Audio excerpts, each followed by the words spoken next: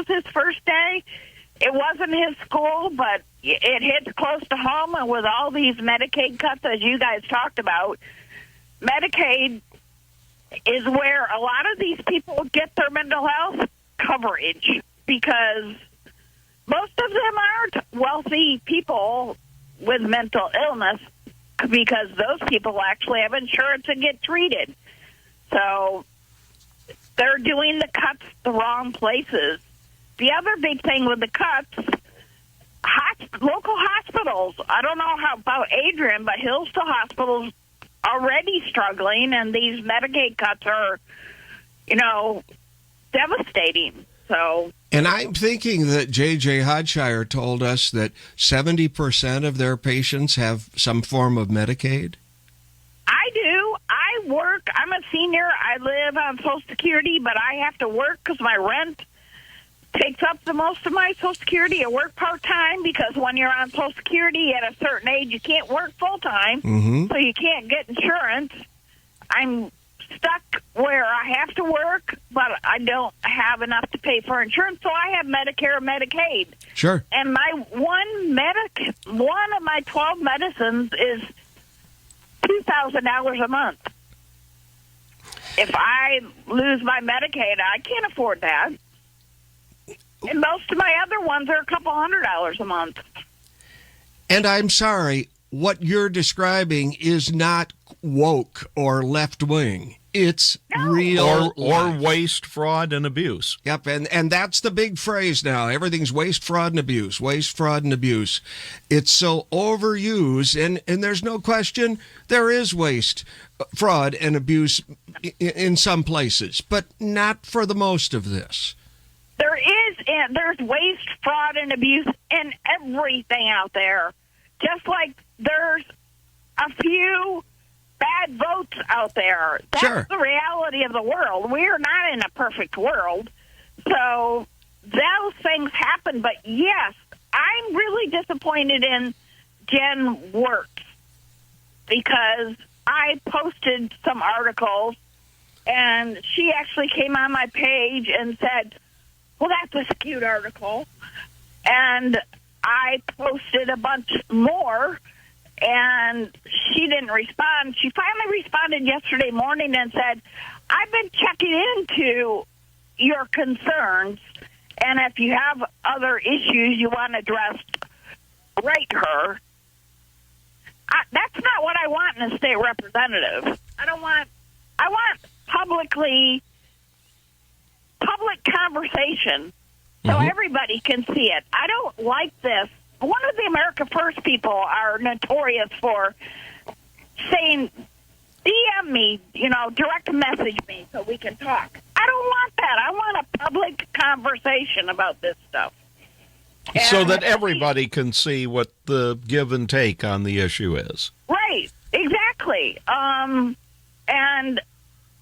I'm not very happy with her at all, and she's probably not very happy with me because I'm not supporting this garbage.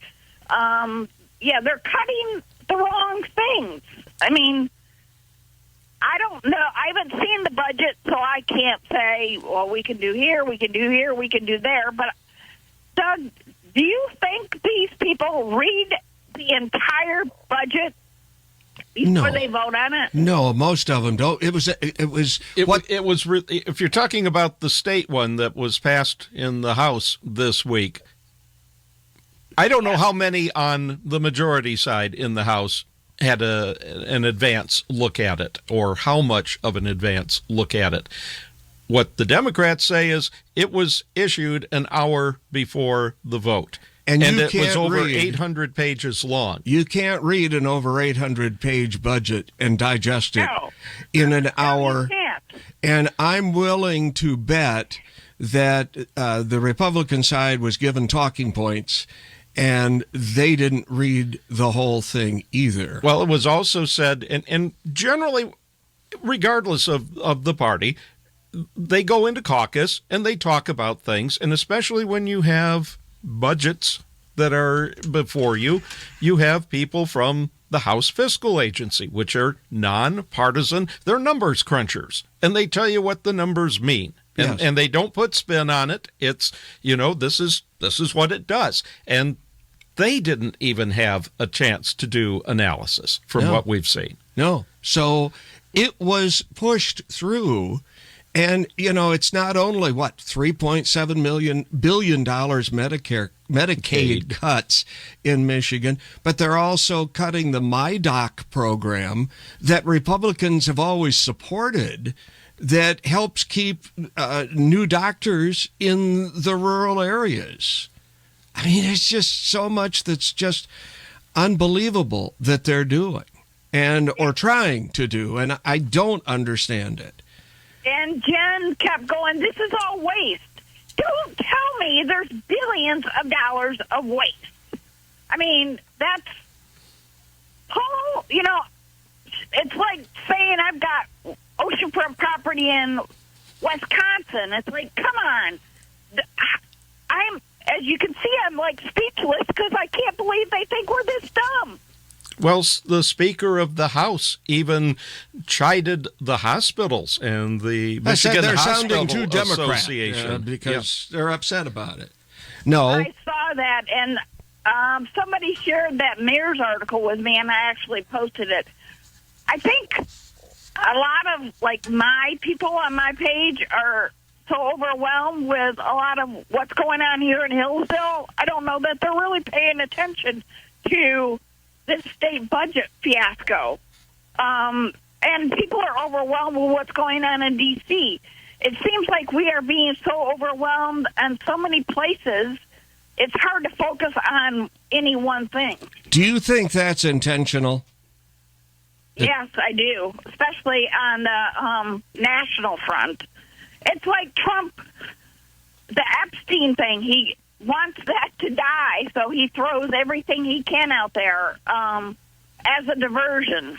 Mm-hmm. There's been so many diversions, I can't even think of one right now. But, yeah, I do. I think it's, and I hate to say it, it's the Republicans doing all this garbage. I don't care what party people feel they are a part of. They need to try to cut through the clutter and learn what's going on and be as informed as they can.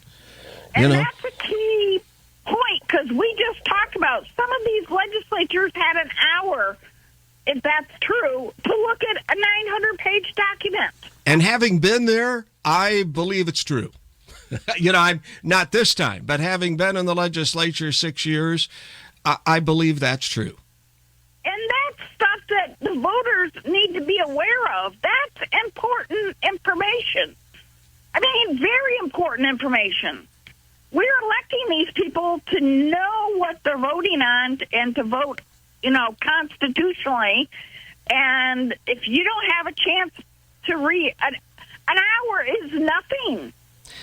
And there are games being played at the state and federal level, and I'm not saying it's just one side doing it. I'm not saying that at all. But the games that are being played at our expense are scary, and I think we only know a part of it, a small part of it. And that's something maybe I should dig into more, and maybe you guys can help me because this needs to be out there. Because at the small level, I don't think our city council people read through the whole packet, because when I used to go every meeting and comment on some of the financials, they're like, oh, I missed that. Mm-hmm. And I'm thinking they probably didn't even look at it. Some do, some don't. That's right. We see that here in Adrian, too. There are some that are extremely conscientious, and other people we find out don't even look at it. And as you well know, the only time people get involved is when some elected, bill or ordinance gets passed that affects you, and then people are like, oh, wait, hey, we better pay attention here. That's right. So, yeah, it's sad. We're getting, unfortunately, what we deserve. In Hillsdale, we're getting what we deserve. People voted for the college PhD students and everybody, and we got what we got. I could go on along about the road diet thing that's going on now, but I've been on for a long time. Yeah, we probably better go, but thank you guys for what you do again. This is a really special.